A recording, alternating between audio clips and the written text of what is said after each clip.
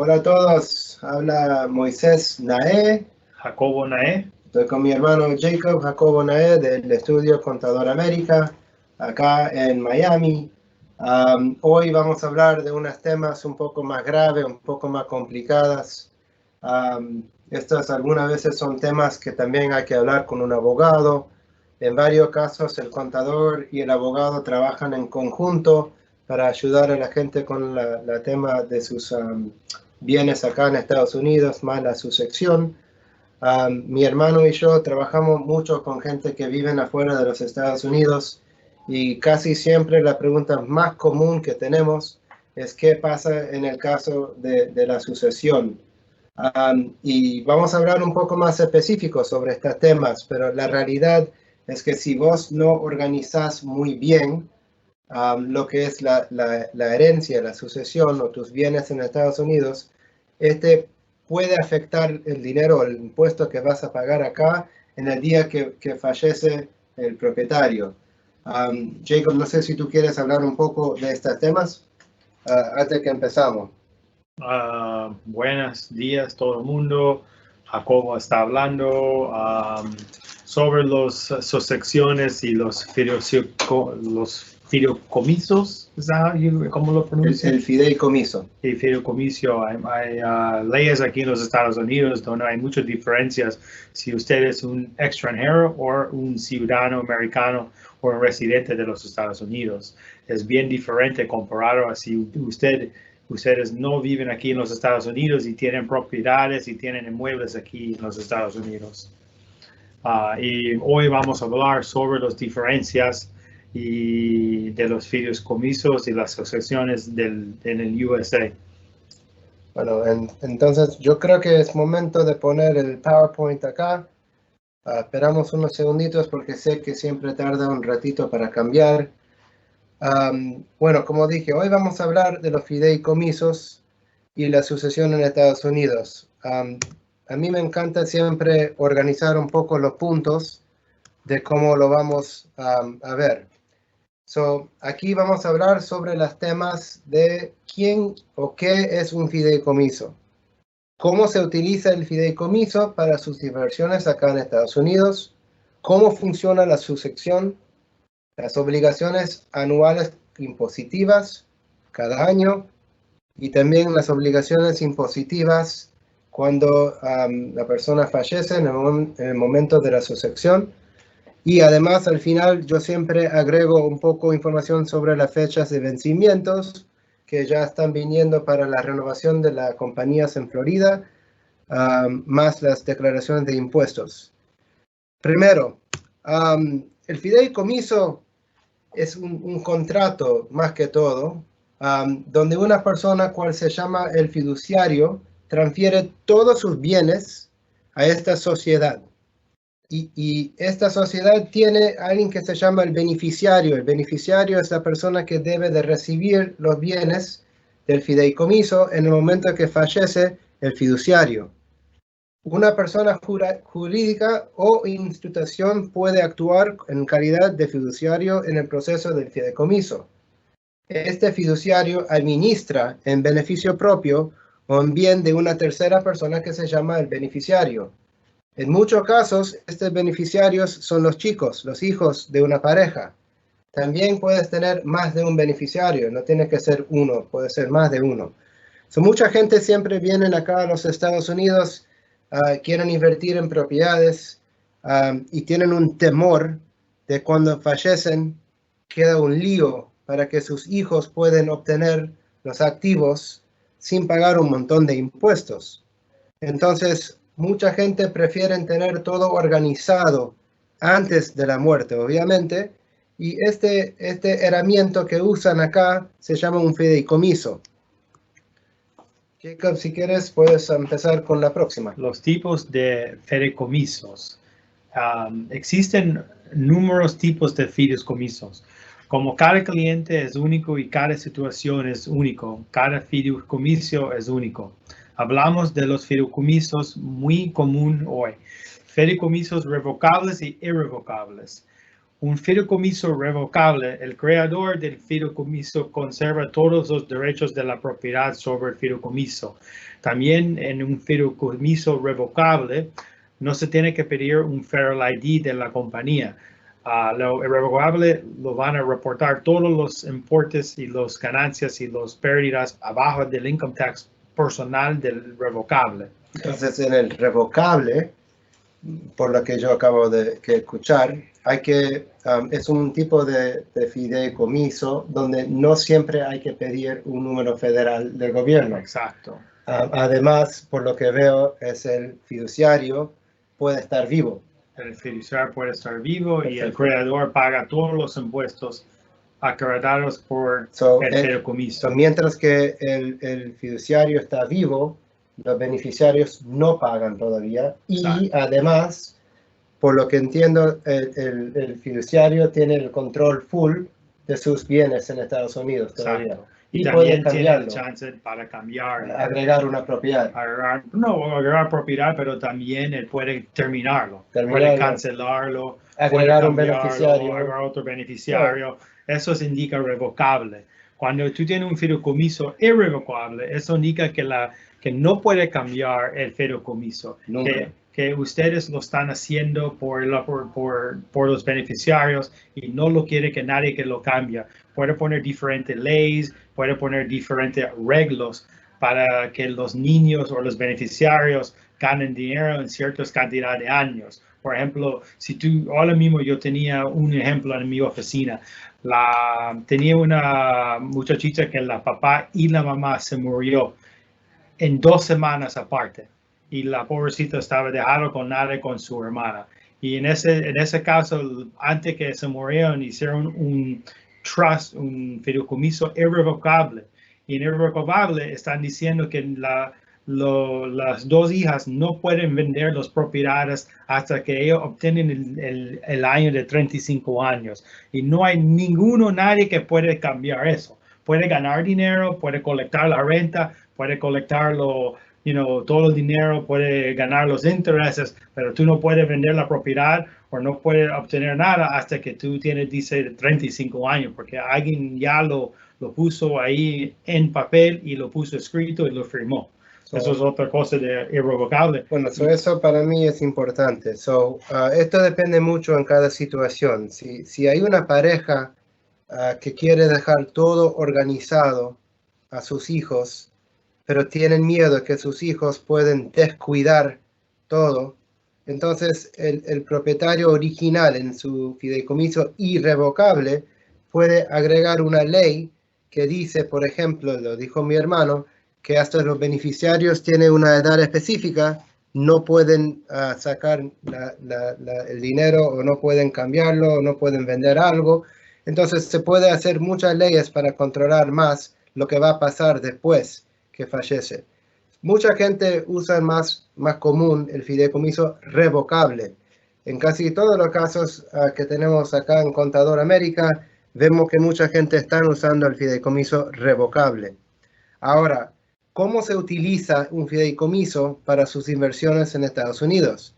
Bueno, ya que creíste el fideicomiso, ahora, para comprar tus inversiones inmobiliarias, yo sugiero mucho, primero, llamarnos para ver cuánto sale cada activo, porque nosotros siempre damos la consulta que no nos gusta meter tantos activos debajo de la misma sociedad. Entonces, si tú me decís que tienes 2 propiedades, cada uno de $1 millón, es muy probable que te digo que separes las 2 propiedades entre 2 sociedades. Pero si tienes 2 propiedades de $100,000 cada uno, es muy probable que digo que puedes meter las 2 propiedades abajo de la misma sociedad. Bueno, en cualquier caso, ¿quién es el dueño de esa sociedad cual tiene las propiedades? Ahora el dueño será el fideicomiso. Ya no sos el dueño más. El dueño ahora de la compañía es el fideicomiso. Y eso es importante. Ahora, para tus inversiones de negocio, porque también hay gente que invierte en negocios, en la bolsa, hay que entender un poco cuánto neto hay de la inversión. Porque sabemos en el último webinar, yo te dije que en un C Corporation, el máximo que pueden cobrarte para taxes, impuestos, es el 21%. So, en algunos casos yo voy a decir que la compañía que utilizas para cualquier negocio es posible que es mejor un C Corporation. ¿Y quién es el dueño del C Corporation? El dueño sería el fideicomiso. So, todos los activos y todo lo que acceso al futuro puede ir ahora abajo nombre del fideicomiso. Jacob, si quieres un poco explicar el dibujo. El fideicomisos, aquí hay un dibujo que indica las diferentes partes del fideicomiso. Arriba tú ves el trustee, es el persona, the executive, que los ejecutivos que manejan el trust. Y tenemos el grantor, que puede ser también el mismo persona que el trustee. Esa es la persona que está creando el trust y poniendo los inmuebles o la bolsa o las cuentas de banco abajo del trust. Algunas veces el grantor, que es el dueño original, ¿no? El fiduciario, él puede meter un trustee distinto para manejar el trust, el fideicomiso. Él si quiere puede pagar a otra administradora para manejar todo el fideicomiso. Pero en muchos casos el grantor, el fiduciario, es igual que el trustee, es la misma persona. Y a la derecha, Jacob, creo que vas a explicar sobre los beneficiarios. La otra parte del fideicomiso es los beneficiarios.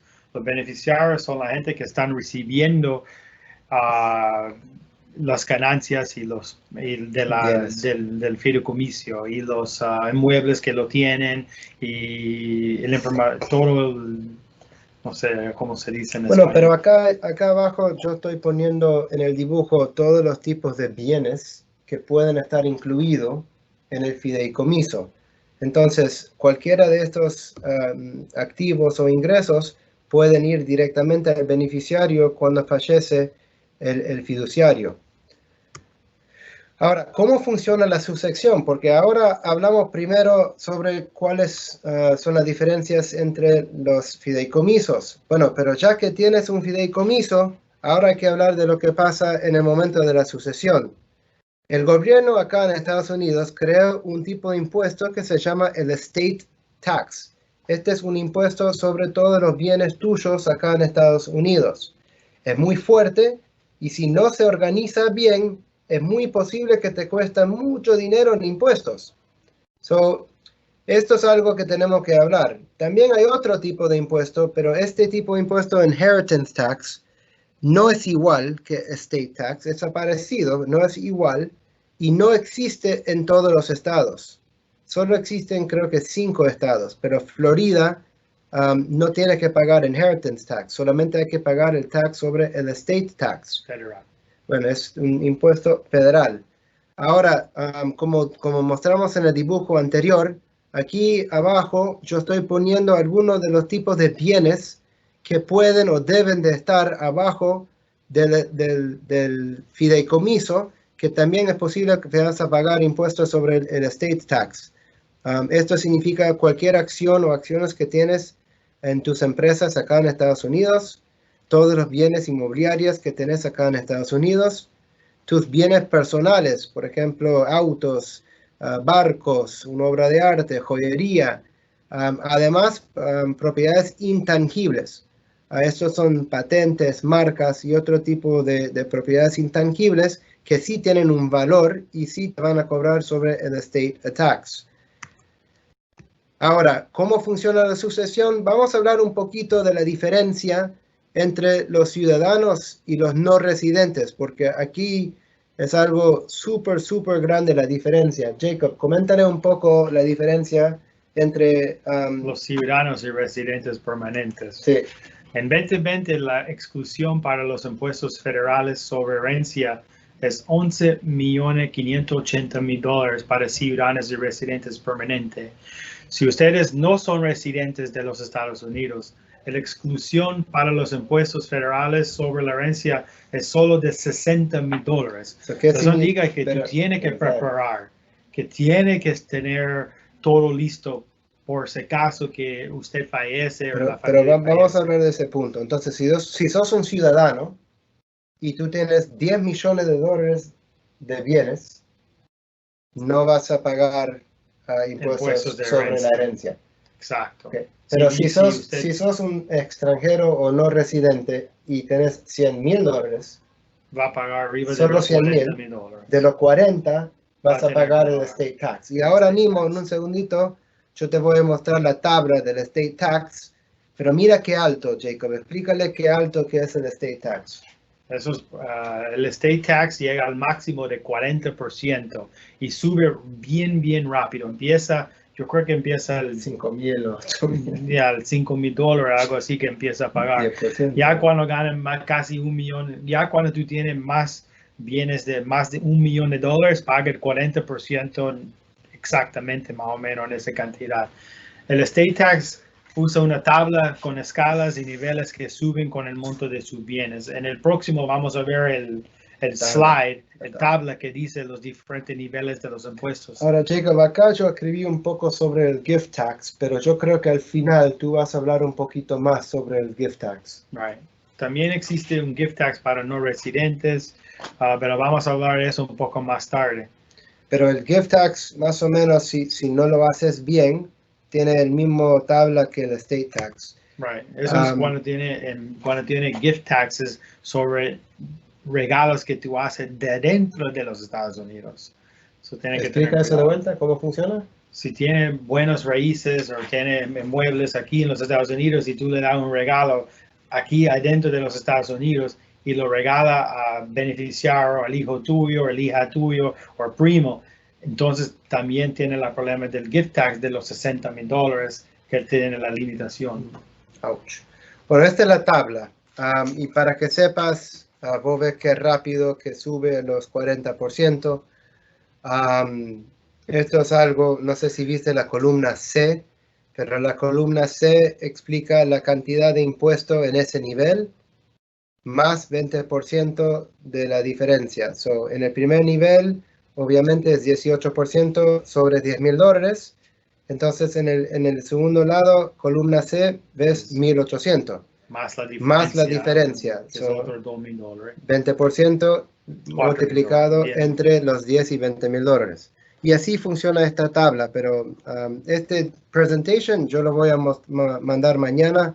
Si Dios quiere, si you're going to have la tabla en vivo, para que la gente nueva que entraron, mi nombre es Moisés Naé, con mi hermano Jacob Naé, el CPA de Contador América.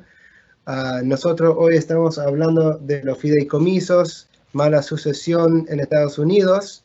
En este momento te acabo de mostrar la tabla de los impuestos sobre el estate tax, que llega muy rápido hasta los 40%. Entonces, ¿qué es el probate court? Esto es algo bastante fuerte acá, pero se puede evitar lo que te voy a decir si tenemos un fideicomiso en algunos casos. Pero vamos a hablar lo que es un probate court. Y disculpa que no sabía muy bien escribir la palabra probate en español. Pero un probate court, si una persona muere, el fiduciario obviamente, es posible que la sucesión debe de transitar en un proceso judicial que se llama probate para traspasar la titularidad de los bienes de herencia a nombre de los heredores o beneficiarios. So, el probate court más o menos es en el corte, ellos tienen que revisar todos los bienes. Tienes que primero a ver si hay deudas o si tienen que pagar expensas en algún lado. Utilizan tus bienes primero para todas las deudas.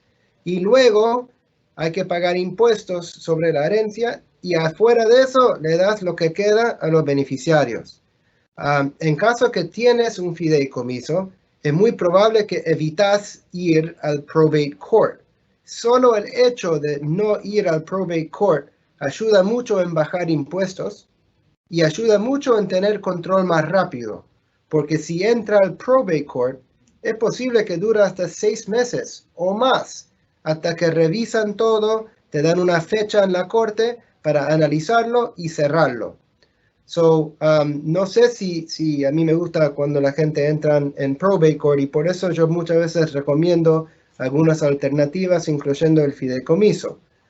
Ahora, probate es un proceso legal supervisado por un corte en United States. El propósito directamente es identificar y clasificar los activos, pagar las deudas y finalmente distribuir los activos a los beneficiarios. Ahora pongo un poco más información y una imagen que te debe mostrar un poco de lo que es el proceso de probate. Jacob, si quieres un poco leer los puntos a la izquierda, más o menos para explicar la imagen. El proceso de probate. Cuando el fiduciario fallece, hay que pedir una petición al corte de probate. El número 2 es hay que encontrar el administrador. Normalmente el administrador puede ser un abogado o alguien que el corte le da. Número 3 es recibir el carta con una fecha para ir al corte del probate. Número 4 es preparar un inventario de los bienes del fideicomiso. Fideicomiso. Avisar los acreedores, los bancos, los tarjetas de crédito, si hay, el monto que vas a poder pagar. Y entonces preparar la contabilidad, mandar anuncio final a todos, incluyendo el registro de los bienes en la transferencia de los beneficiarios. Entonces ir al corte en la fecha que te pasaron en paso número 1 y completar el proceso. O lo que quiero decir es bien importante para intentamos nosotros o el abogado tuyo o cualquier persona que le está ayudando para evitar el probate court, porque eso no es nada bien bueno y te van a costar mucho dinero si tienes que ir al probate. So, es bueno tratar de tener y planear todo con tu contador, con tu abogado, con cualquier persona que tú tienes ahí para esto. Bueno, seguimos. Ahora, cada año hay requisitos del fideicomiso. Para que sepas, si el fiduciario en un fideicomiso revocable sigue vivo, entonces cada año ese fiduciario tiene que hacer sus taxes abajo su nombre personal. Y como dije antes, el fideicomiso revocable, en caso de que el fiduciario es vivo, no hay que pedir un número federal.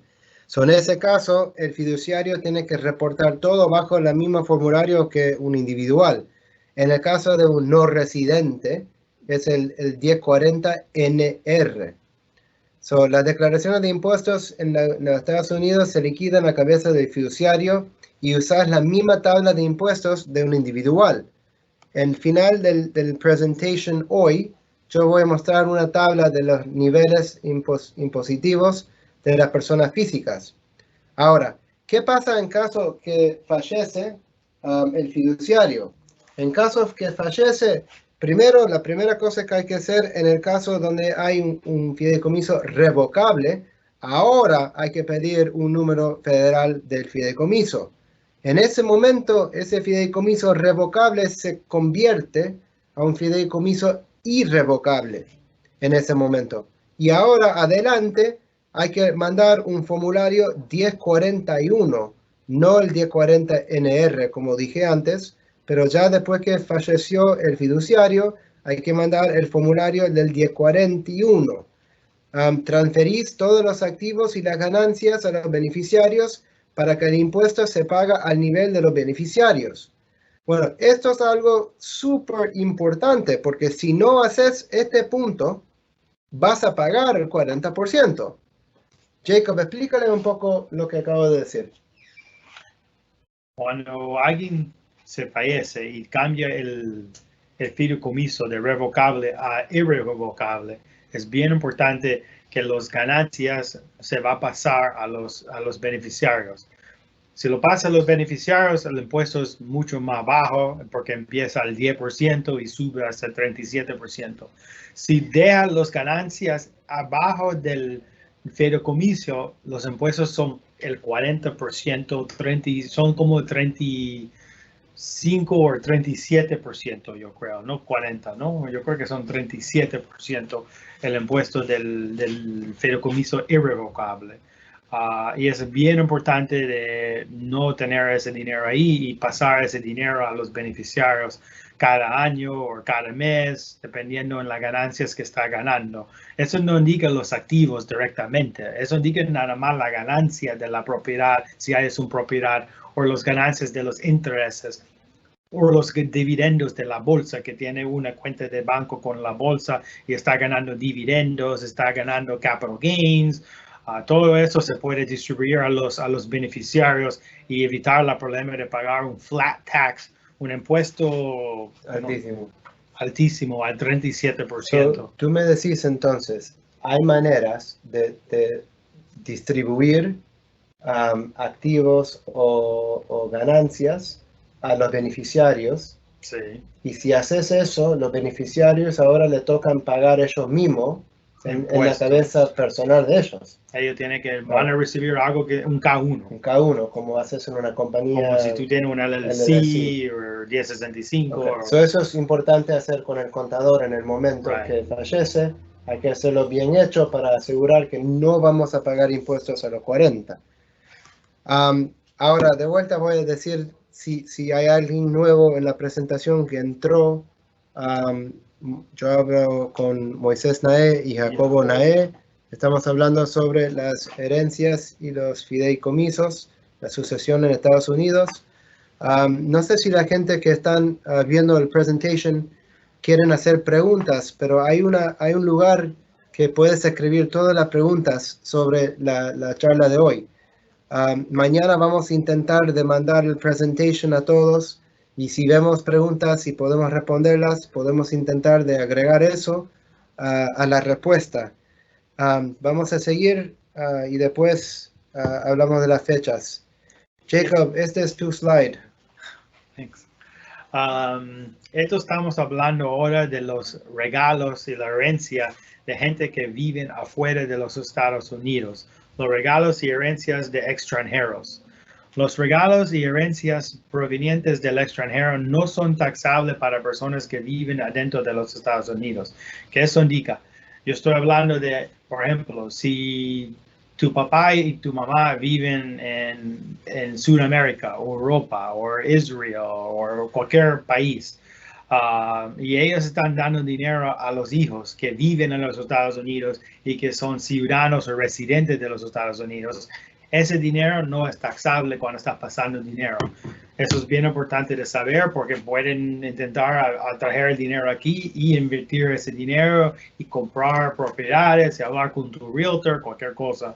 Si vives en los Estados Unidos y recibes dinero o propiedades con un valor inferior a $100,000, no tendrías que reportarlo dentro de tu declaración de impuestos. Ahora, reportando es diferente de taxable, entiende.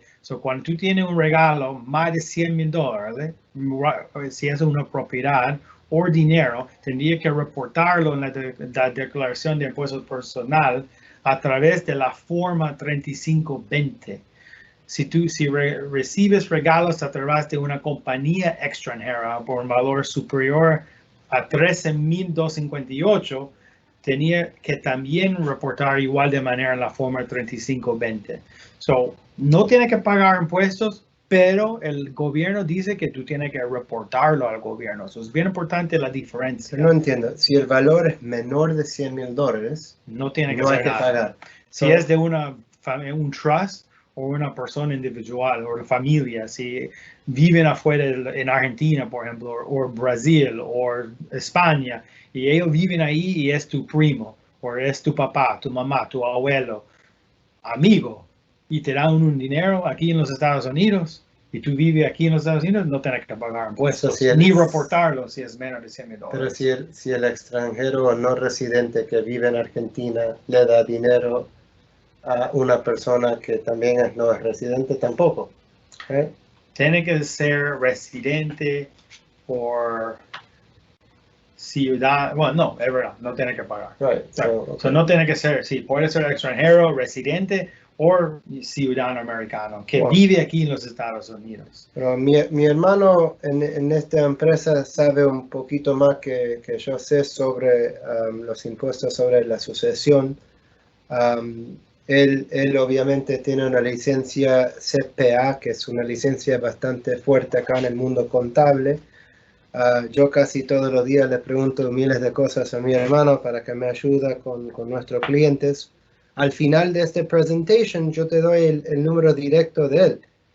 y el email directo. So, si alguien quiere hablar con mi hermano Jacob cualquier momento y él tiene tiempo para charlar, encantado, para eso existimos.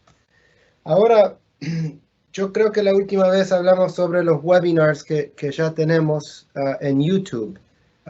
Si van a esa página, vas a ver muchos YouTubes de los presentations o los webinars que dimos anteriormente. Y si puedes darle un clic para hacer el like, me encantaría tener más gente mirando los webinars. Yo creo que el próximo webinar lo vamos a dar en 2 semanas. Vamos a tener un break la semana que viene. En 2018, muy importante acá que el presidente cambió mucho los niveles de los impuestos. Y en realidad lo bajó, todos los niveles. So, si ustedes están viendo la imagen, a la izquierda vas a ver lo que era en 2017 y ahora lo que es en 2018 y adelante. Y si ves, casi todos los niveles han bajado, 2%, 3% por lo menos. Esto es increíble. Nunca un presidente ha bajado todos los niveles así. Además, el C Corporation, cual tenía una tabla peor, hasta el 38%, ahora lo convirtió a 21, fijo. Yo hablé de esto. So, si nosotros sabemos un poco la idea de cuánto neto vos vas a ganar en un negocio, es muy fácil para que yo te ayude a decidir cuál tema o cuál tipo de compañía podemos usar para reducir los taxes impositivos. So, intentad siempre avisarnos más o menos la idea de cuánto va a ganar una empresa. Obviamente es imposible saberlo exactamente, pero ayuda mucho, ¿no? Ahora, esto es algo que siempre hablamos y me encantaría un día dar una charla entera solo sobre esto. Pero en la ganancia de capital acá, largo plazo significa que tuviste la propiedad más de un año. Entonces, si tuviste la propiedad más de un año, en los primeros $40,000 no pagas taxes sobre la ganancia de capital. ¿Por qué? Porque el nivel dice 0. Ahora, en un LLC, si hay 2 socios y los 2 socios reportan aparte, obviamente, el primer socio puede descontar hasta 40,000 y el segundo socio puede descontar hasta 40,000 de la ganancia de capital. Eso significa que en un ejemplo donde la propiedad se vendió y ganamos $80,000 y hay 2 socios con 50% cada uno, pagarías 0. Increíble, $80,000 de ganancia de capital y es posible que pagaremos 0. Y otro ejemplo, si hay 3 socios, hay hasta 120,000. So, hay que siempre intentar de aprender los niveles y los porcentajes de cada socio. Importantísimo. Acá yo agrego siempre las fechas de las declaraciones de impuestos. Lo más importante son las fechas de los individuales y los C Corporations que vencen ahora en julio 15. Muchos de nuestros clientes ya tienen prórroga hasta octubre 15 porque mandamos prórrogas casi siempre al principio del año.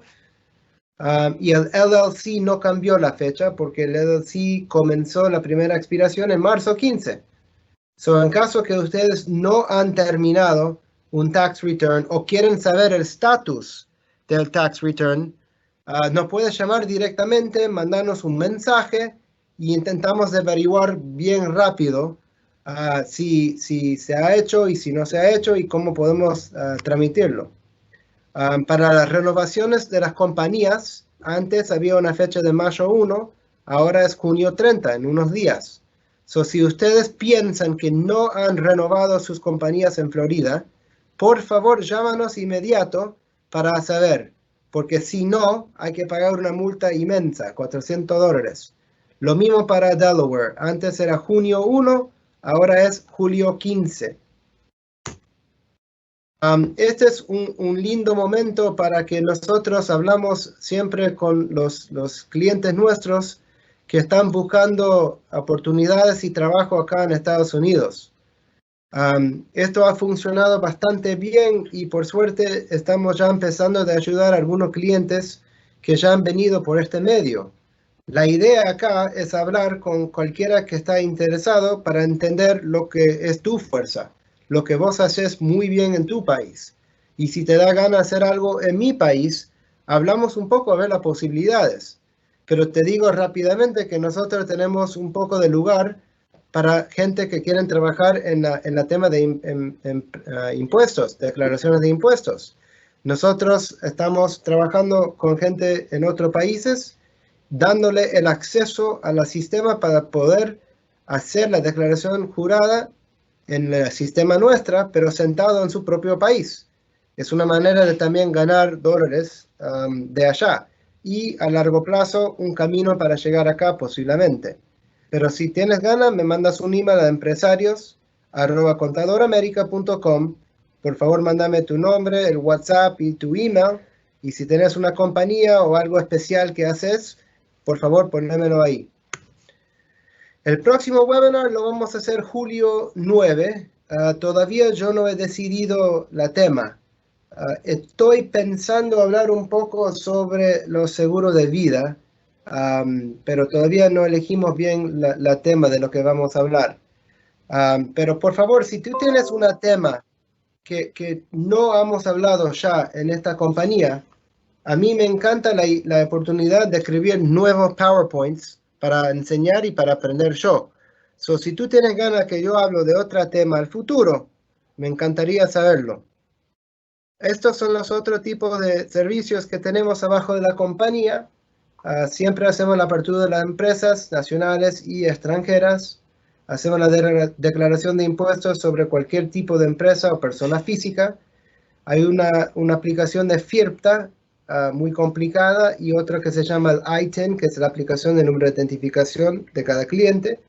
Hay el servicio de recepción, que es súper bárbaro, donde tu correo llega a mi oficina, lo escaneamos y lo montamos a la nube y tú tienes una aplicación en el teléfono para averiguar todo el correo. El portal online y el portal del iPhone app es muy importante. Si no tienes el app, me avisas y yo te ayudo a bajarlo. La eliminación de penalidades. Hay mucha gente que viene a mi compañía con cartas de penalidades del gobierno federal. Antes que lo pagas, mostrámelo y maybe podemos solucionarlo sin pagar. Enmiendas cuando hay que agregar o quitar socios, cierre de compañías y también la mensualidad de un negocio y la administración de los sueldos de ese negocio. En un segundo yo voy a agregar esto de vuelta mientras vamos a hablar un poquito para que nos ven las caras, despedir un poco y luego yo voy a dejar en el último slide la información de contacto de nosotros. Entonces, hoy hablamos de unas cosas bien complicadas. Yo no soy un experto en lo que son los fideicomisos. Mi hermano sabe mucho más que yo, pero él también trabaja con varios abogados que le ayudan a constituir el fideicomiso. Pero como dije, el abogado casi siempre quiere trabajar con el contador porque el contador sabe todos los bienes del extranjero o no residente. Si ustedes ya tienen un abogado y quieren que nosotros hablamos con tu abogado en conjunto con vos, me avisas y lo hablamos juntos. También te invito a hablar con Jacob. Jacob vio mucha experiencia interesante con varios clientes de varios países. Si quieres armar una cita con él, puedes llamarlo, puedes mandar un email. Jacob, no sé si quieres hablar un poco sobre algunas temitas para terminar, cerrar.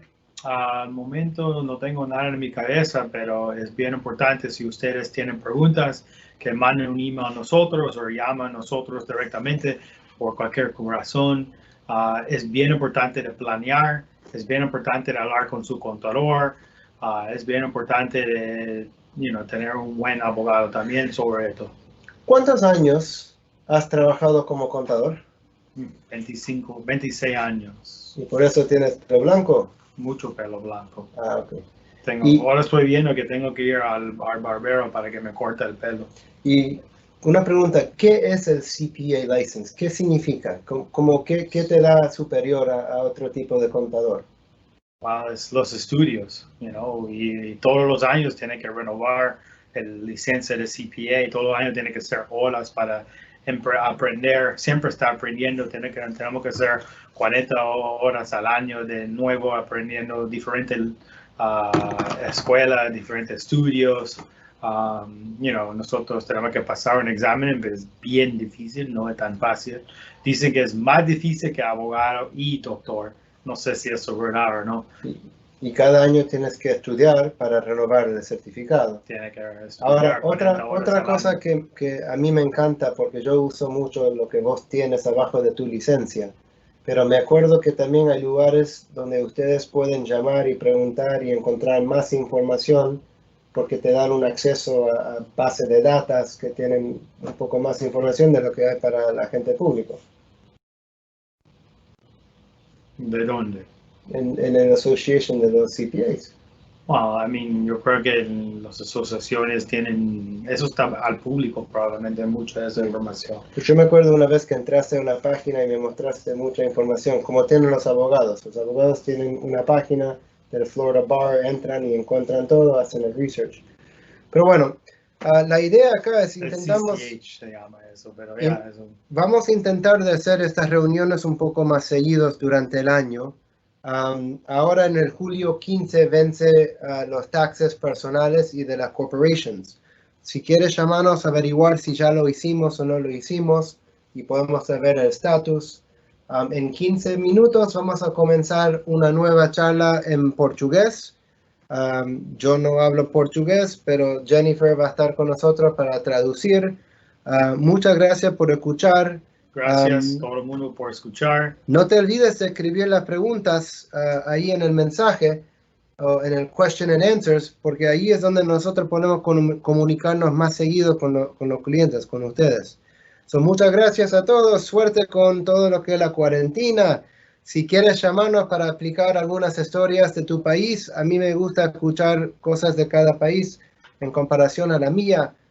Y si alguien quiere ayuda en mudarse a Estados Unidos y quieren hablar un poco a nivel, primer nivel para entender la panorama un poco, nosotros no cobramos para ningún charla para conocer al cliente, no cobramos.